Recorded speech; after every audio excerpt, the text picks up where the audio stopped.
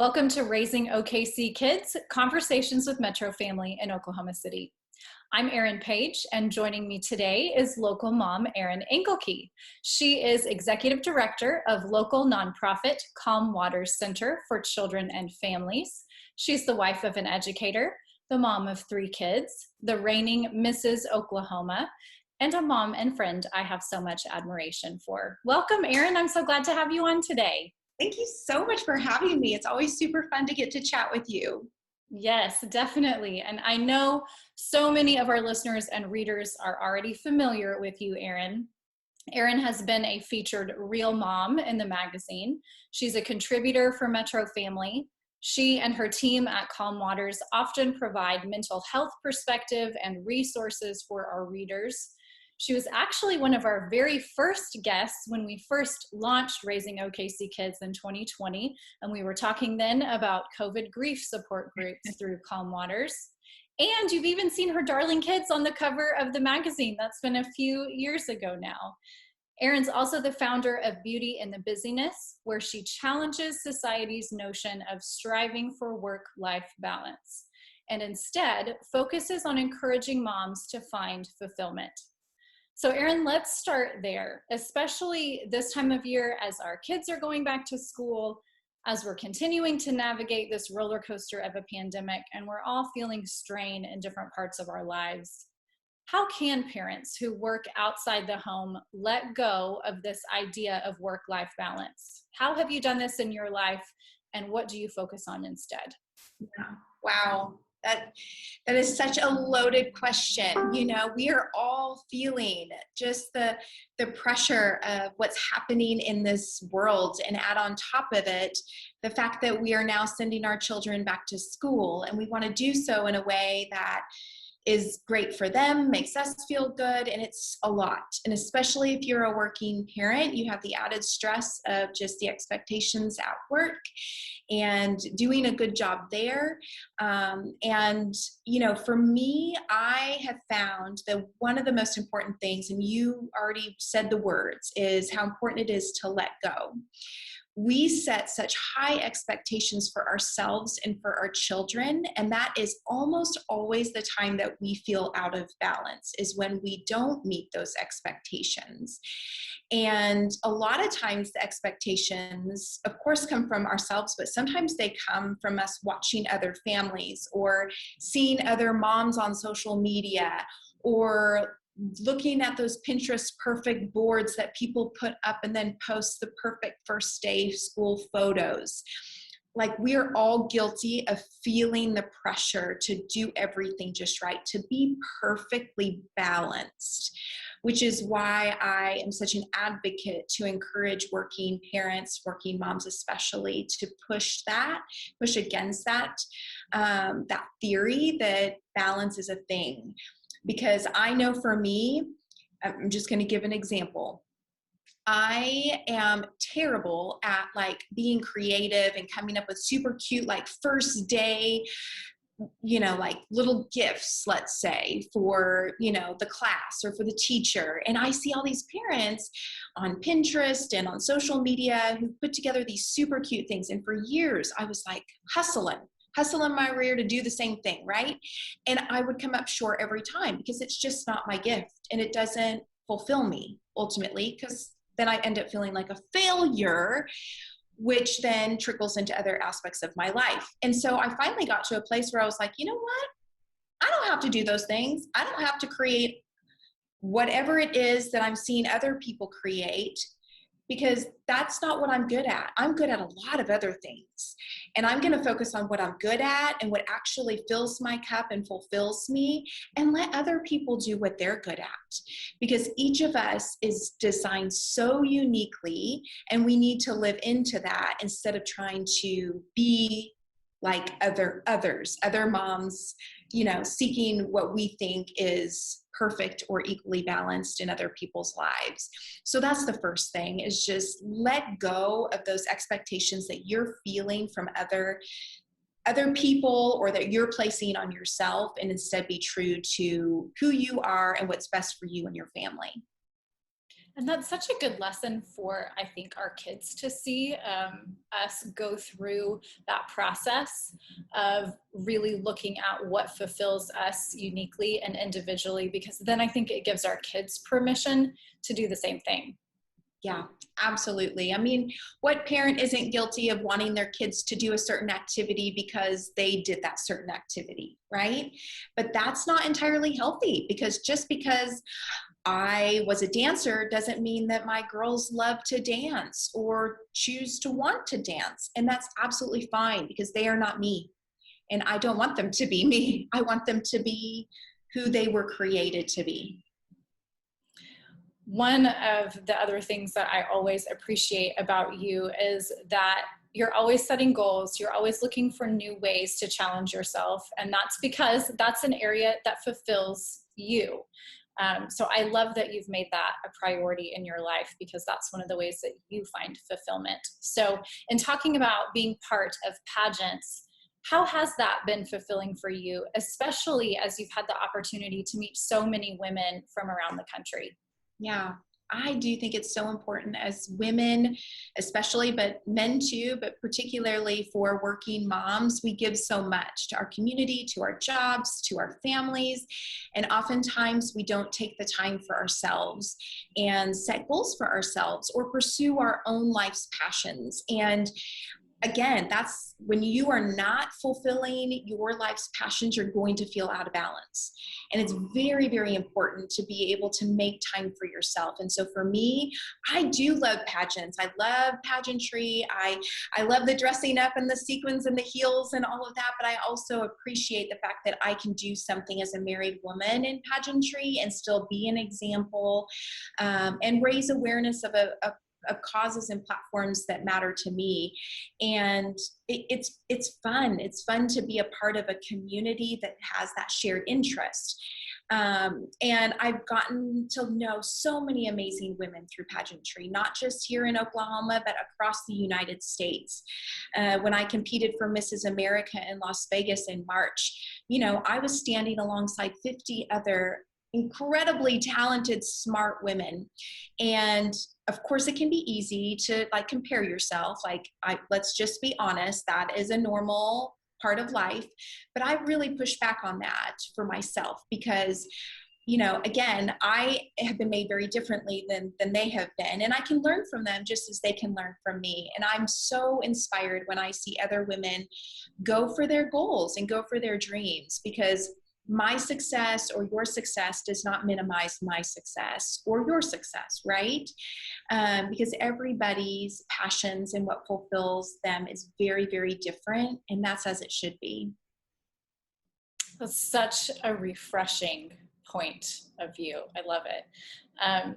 You've also used your platform through pageantry to really bring awareness to infertility, especially. Will you share why that has been so important to you and how you've been able to provide support for other women? Yeah, years and years ago, when I decided I was ready to be a mom, I just expected it was going to happen overnight, right? And it was something that I had dreamt of since I was a little girl, of being a mom one day, and I just naturally wanted that to happen immediately, and it didn't. I struggled for the better part of 4 to 5 years to have my first child successfully, and I lost 4 through miscarriage before ever getting pregnant successfully with my son, Gabe. And it was a really difficult time for me.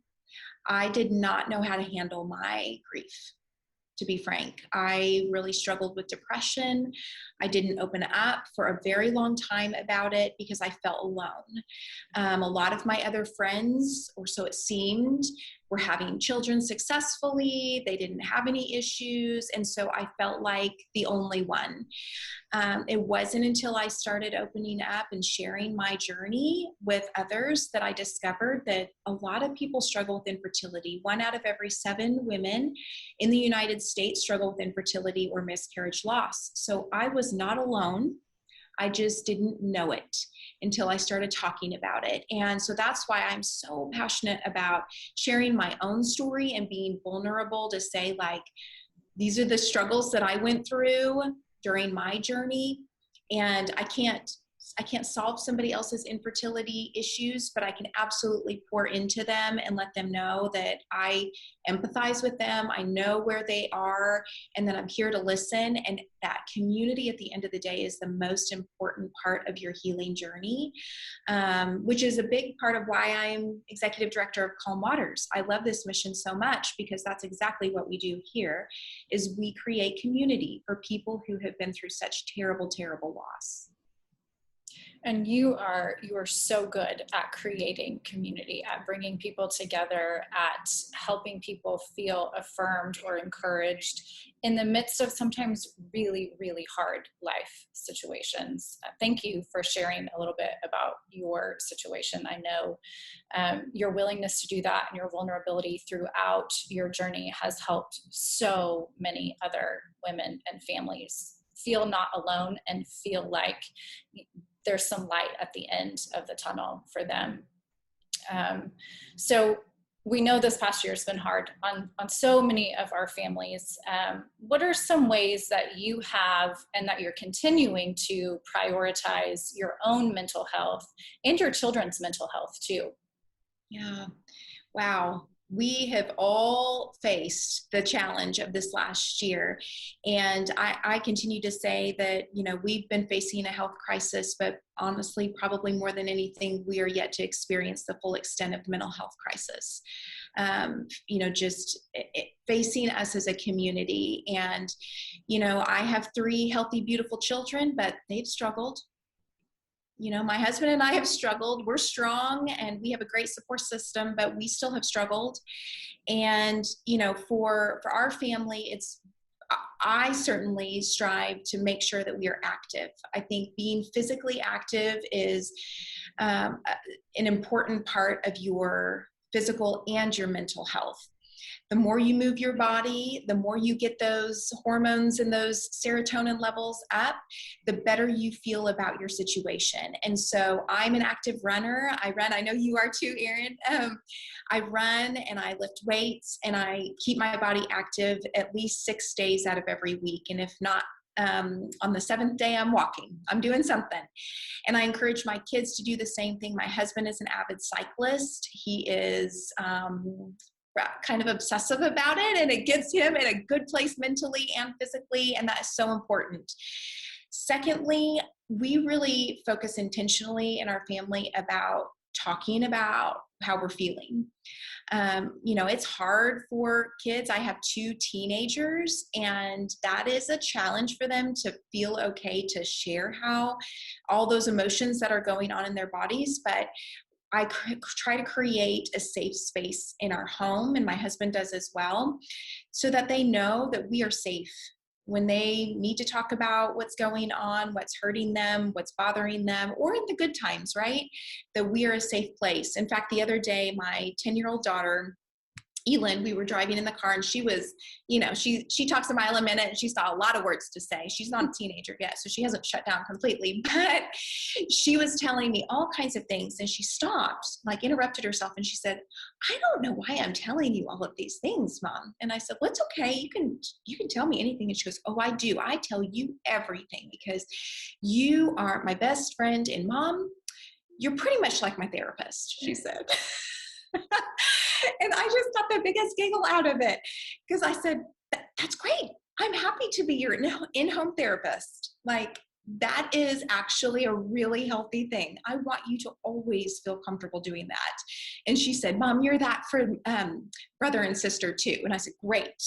I will happily listen to them as long as they want to share." So again, just creating that safe space in the home, is very, very important because that's ultimately where it begins. And then the third thing is I grew up with just a tremendous amount of encouragement from my mom to always give back and to serve and to volunteer.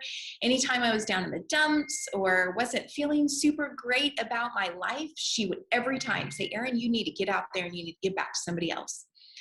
You need to stop thinking about you and your troubles and give back, volunteer, serve." And so we try to really encourage and support that in our own home. And obviously I try to model that myself for my children so they see how important it is to give back. And there's so much research on this. I mean, we could do a whole other podcast on how important it is to give back and to volunteer, just because of the mental health benefits that come from serving. It's so funny that you say that, because I literally, like 3 or 4 days ago, a friend of mine, when I was saying, I'm really struggling with kids going back to school. I'm feeling very overwhelmed with lots of things right now. My anxiety is through the roof. And a friend of mine who knows me very well said, have you done anything to give back lately? Because I know that's one of the things that's really beneficial for your personality. And I was like, oh. Oh.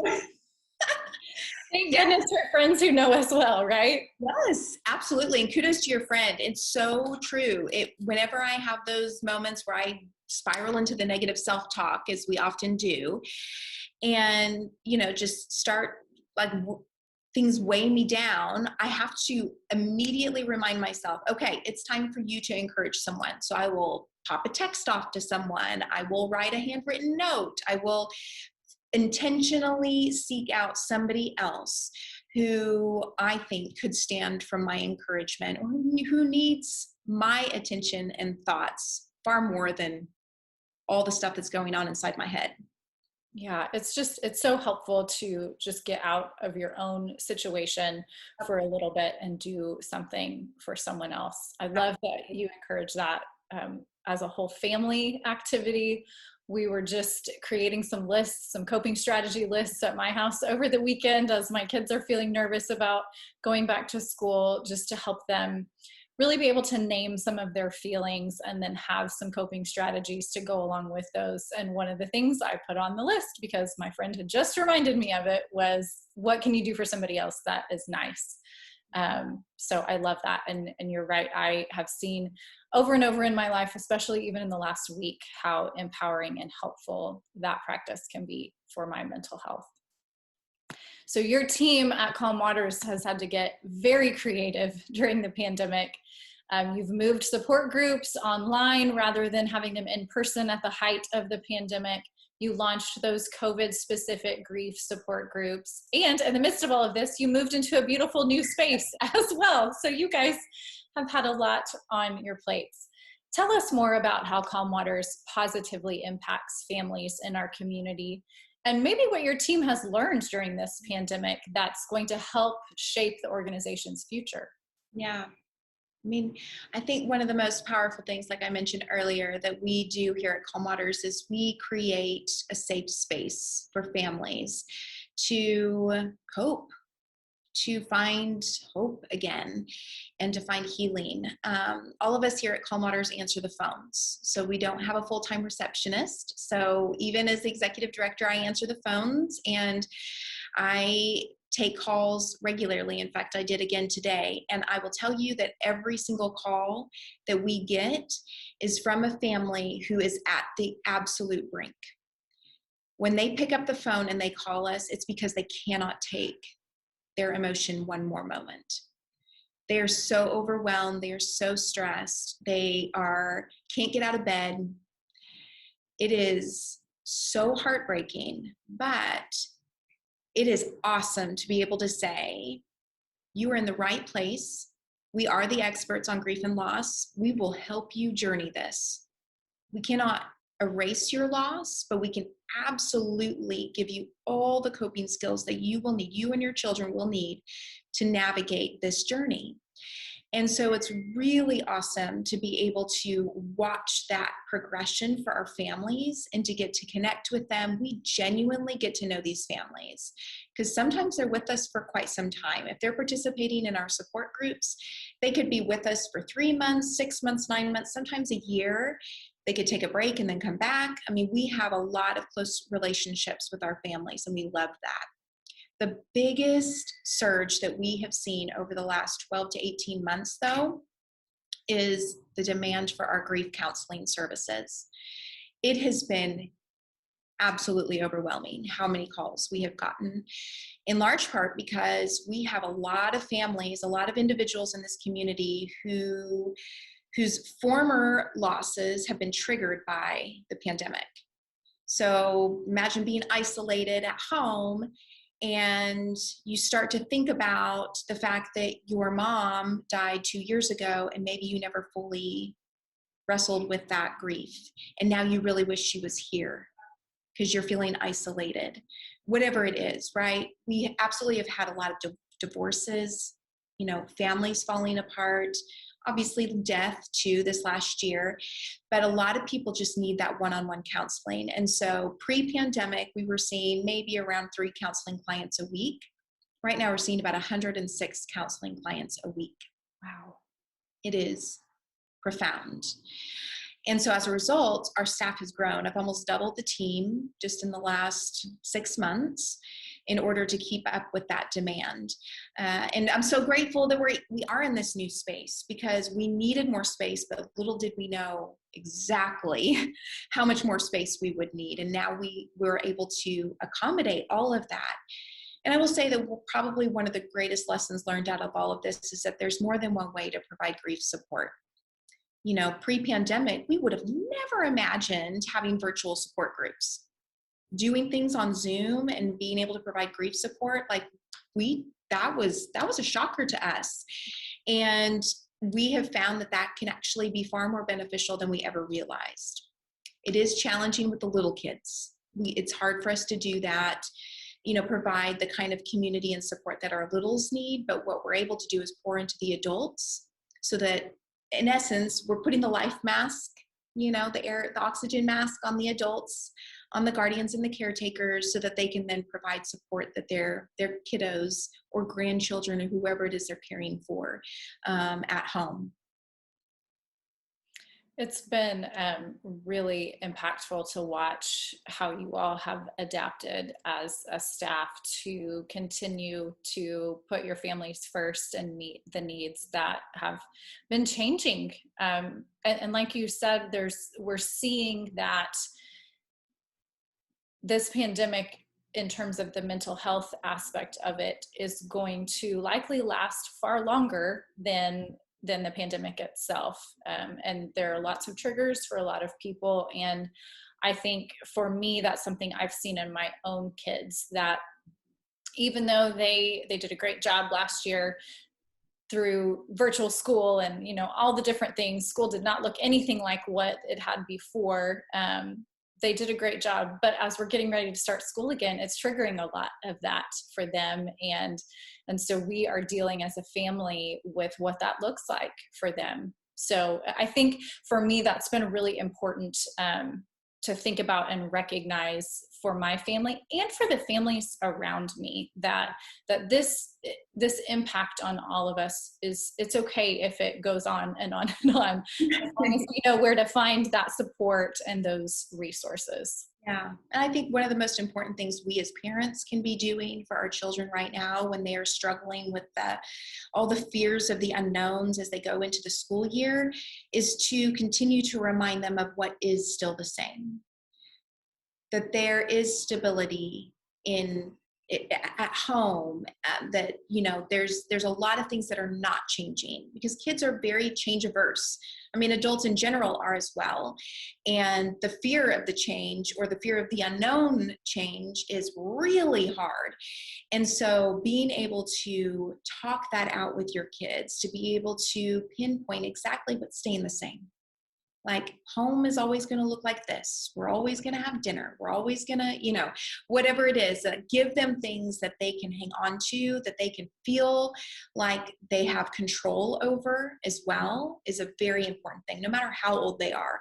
If they're a little, let them pick out their backpack, whatever that may look like, Mom. Even if you think it's ugly, just let them have whatever backpack they want, or if they're older kids, finding something that they can control, that they can have a decision over, because a lot of us in society right now feel like we don't have a lot of decisions or a lot of control over our decisions, right? And so being able to provide that stability at home is super important. I love that. That's such an important reminder, Erin. So as we're heading back to school, Calm Waters is offering your back to school support groups. Will those be virtual or in person? Who are they open to? And what do the kids get out of that experience? Yeah, our school groups are so great. We work in partnership with 12 school districts across the Metro Oklahoma City community. And this school year, our groups will meet in person and virtually. Again, we've seen that the virtual option works really well for our school groups, so we're continuing to provide that. And they're open to children ages pre-K all the way through high school. They are 6 to 9 week sessions, depending on your school. And if your child has suffered from a loss due to death, divorce, incarceration, deployment, deportation, or foster or adoptive care, they absolutely can be a part of our student support groups. It's really, really easy to register. You do it on our website at calmwaters.org.